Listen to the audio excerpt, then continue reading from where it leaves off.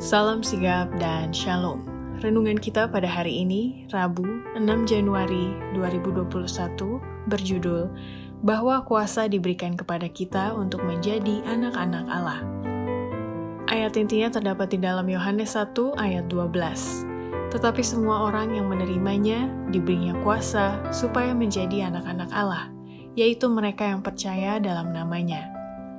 Pena Inspirasi menjelaskan yang dimaksud dengan judul renungan kita pagi ini, bahwa kuasa diberikan kepada kita untuk menjadi anak-anak Allah karena kita adalah putra-putri Allah, antara lain sebagai berikut. Pertama, sebagai anak-anak Allah, kita harus menyatakan kemuliaannya dengan menyampaikan suatu pernyataan akan tabiatnya yang penuh kasih.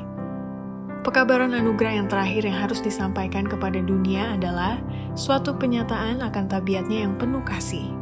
Anak-anak Allah harus menyatakan kemuliaannya di dalam kehidupan dan tabiat mereka sendiri.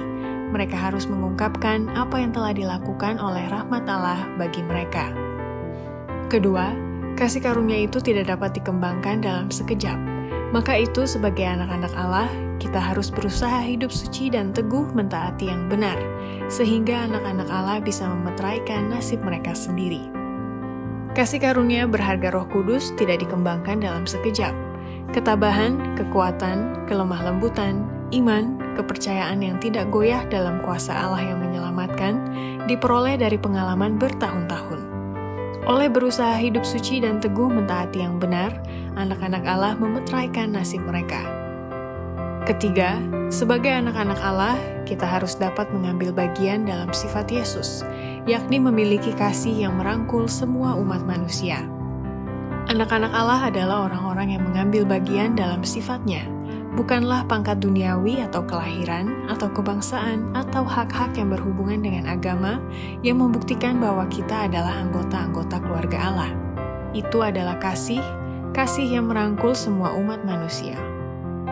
Keempat, sebagai anak-anak Allah, kita akan menerima sukacita yang sempurna melalui pemberian-pemberian yang memuaskan idaman hati yang paling dalam dan pemberian-pemberian yang tahan untuk selama-lamanya. Pemberian-pemberian dari Dia yang mempunyai segala kuasa di surga dan di dunia disimpan untuk anak-anak Allah. Pemberian-pemberian yang sangat berharga datang kepada kita melalui pengorbanan darah penebus yang mahal. Pemberian-pemberian yang memuaskan idaman hati yang paling dalam, pemberian-pemberian yang tahan selama-lamanya, akan diterima dan dinikmati oleh semua orang yang akan datang kepada Allah sebagai anak-anak kecil. Terimalah janji-janji Allah sebagai milikmu, akuilah itu di hadapannya sebagai kata-katanya sendiri, dan engkau akan menerima sukacita yang sempurna. Demikianlah renungan kita pada hari ini, kiranya Tuhan memberkati kita semua.